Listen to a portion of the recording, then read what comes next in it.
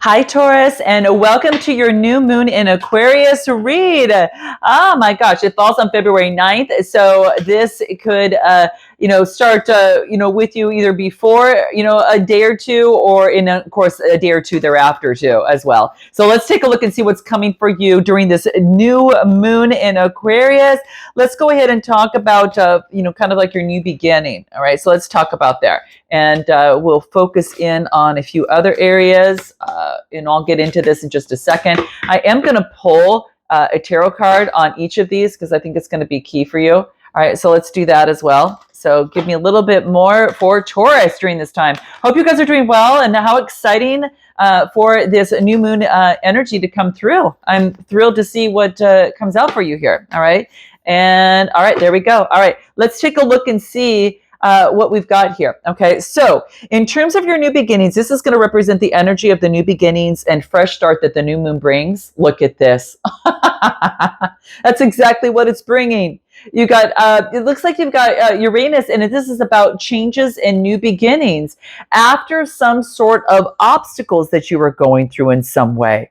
Ooh, interesting. So it could be that you've had some sort of opportunity. It's almost as if this is, what, Uranus is the ruling planet for Aquarius. So this is interesting that's showing up in the new moon in Aquarius. There's a change and a new beginning that's working for you. Okay. So this is, it's like, how do I want to say this? This is about originality. This is being independent. And this is, just like Aquarius is, right? So this new beginning is all about a revolution, and it is some sort of change after perhaps some sort of conflict. When this is fire energy, Aries, Leo, Sagittarius, the Five of Wands. The Five of Wands is after some sort of disagreement, tension, or maybe arguments or aggression. And now it's for some reason, it's brought some sort of change and a brand new beginning for you. Okay. So this is really, I'm telling you, it's all about individuality. You're making progress on some sort of new beginning.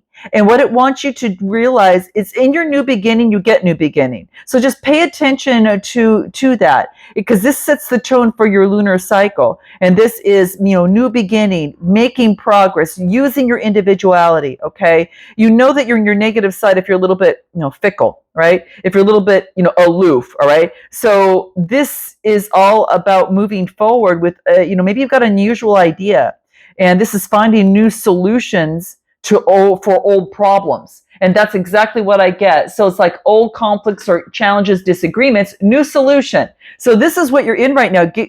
Use this charged energy with this new moon in Aquarius on February 9th to push you through this, all right?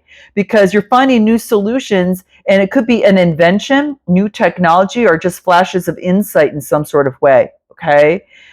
It also even focuses in on areas of the house where you're independent, or you might have it could be that you might have a lot to do with a lot of upheaval and changes, where that you've already experienced some sort of independence right now, and you're kind of moving in that direction, okay? And it is also a humanitarian spirit, especially, with the new moon in Aquarius, it's also that free spirit. So this is really moving forward in that. Wow, a strong hatching of new beginnings. Ooh, give me more on this for you. Tell me a little bit more that is important for this new beginning for Taurus here, because this you need to take advantage of this now. What do we get? Oh my gosh, gratitude. Be thankful, right? And oh my gosh, it's very similar. It's similar to, you might want to check out Aquarius's read. Okay, I'm just saying your new beginning is about trailblazing your new path and being very grateful, and focusing in on the opportunities. I will tell you, the little things count. Be grateful for the little things. Okay, Taurus. But you're trailblazing, and you are aligning your heart and your mind, and you're living authentically in maybe some sort of unconventional way, okay, is what I'm getting, all right? Anything more that is important, to keep in mind regarding this new beginning for Taurus? What is it that we get? Anything more for Taurus? This wants to come out. I am magnetic to what I want, and I repel what I don't want. Keep this in mind, guys. Keep this in mind for your new beginning. You might want to write this down, with right in the comments there. I am magnetic to what I want, and I repel what I don't want. In fact, just write the top one. I'm magnetic to what it is that I want. So keep that in mind as you push forward. And then let's go ahead and take a look at the internal reflection that's going to be very important. What do we get? The internal reflection. The internal reflection, I get the Seven of Pentacles, which is quite interesting because that is all about harvest. It is about rewards. It is about growth and having patience in this growth, especially regarding the seventh house. What's interesting is this is a seven card, and you got the seventh house regarding partnerships. You're being very patient in regards to love and partnership. Okay, so I don't know if there has been a relationship or situation, or you're going after the love that you want. It's not, you're not going to settle for anything, and I think that's one of the keys that you've understood. Maybe for some of you, from some of that conflict, right? You've understood that, hey, if there's been some sort of conflict, I've got a new beginning because I'm really focused in on love and partnership. This is like, two people facing each other, right? They are, joining hands, reaching upward. And it's like a heart symbol that really kind of goes above them. And this is about love, partnership, marriage, relationship, bonding with someone. So I feel that your inner reflection is about love, guys. It's coming through. The Seven of Pentacles is all, really about working on making progress and having patience in love, but focusing in on, what marriage means to you. What does collaboration mean to you? What areas are you willing to compromise on? This could even be an engagement, marriage, or justice court, of the sort. So that's what I'm getting. Interesting. The seventh house is also called the house of Libra. And it corresponds to areas in your life that have to do with, the core signs of Libra, like partnership and love. They're all about balancing things out, right? And, in bringing balance to a situation. So interesting how that comes out. Okay. And this could be like, this could also talk about too, is that collaboration and compromise. What does that look like to you in love? All right. So something to keep in mind. All right. And keep in mind too, is that it's about your partnership. It symbolizes your partner and gives the indication about the ability of someone to commit. And I feel that is you. So just ask yourself, do you feel supported with your personal relationships? And is the area of your relationships in your life, is it healthy? Is it fulfilling? And if not, this gives you a chance to partner, compromise, and make those changes here. Give me a little bit more on why this is important, because this is the internal work that is needed during this new moon phase. And it highlights your emotions and thoughts, beliefs around perhaps partnerships and love and the patience surrounding that. But it does give you guidance on your internal journey that's required for awareness. All right, for personal growth. What do we get? Yeah, it's being love. You got to be love and exude love in all that you do, because like attracts like. So it's about unconditionally loving you, and then and everyone, right? Regardless, right? It's like it's like having unconditional love, for yourself. And even perhaps for someone, if sometimes you've got to love someone from afar, right? And then you've got to keep it moving. So what this is for you. What is this? I choose to nourish and enrich my life. I am honest with myself and others. So being really honest with yourself and what you want in love, okay? And nourishing yourself with love to enrich your love life. That's going to be very key coming through. What action are the steps that you need to take to align yourself with the energies of the moon, of this new moon, and manifest your intentions of the love life that you want? What do we get? The Four of Pentacles. Wow, this is security and stability. This is focusing in on long-term stability and security, not hoarding, not focusing on heavy materialism. It's about balancing that out. And then I get Sagittarius. Now, Sagittarius is all about travel. Now, this could be that you might be traveling, all right? Maybe that, your action is to travel, and maybe that is going to be very, very key for you in terms of moving forward. But I get that this is an opportunity for you to explore the world in some sort of way. So you know what this is for you. I feel that for some of you, that you might meet someone through traveling, but the action that you need to take is to explore the areas of love, to explore what it is that you want, kind of like we talked about. What is it that Taurus wants in their love life, and what does that look like moving forward? It's being the world explorer and balancing things out within your life. And for some reason, that's coming up where it's being very important for you here. Okay. So for whatever reason, that's very, very, very important. Let's take a look at anything else. I want to see what else comes out for you here. What else comes out? You're balancing chaos. You could be traveling with friends. This is about mastering your vibration. It wants you to experience and be curious about the world and travel, and it helps you. It's about dealing with your emotions and becoming flexible. So interesting. Enjoying friends, balance through the chaos. Why is this important? What do we get?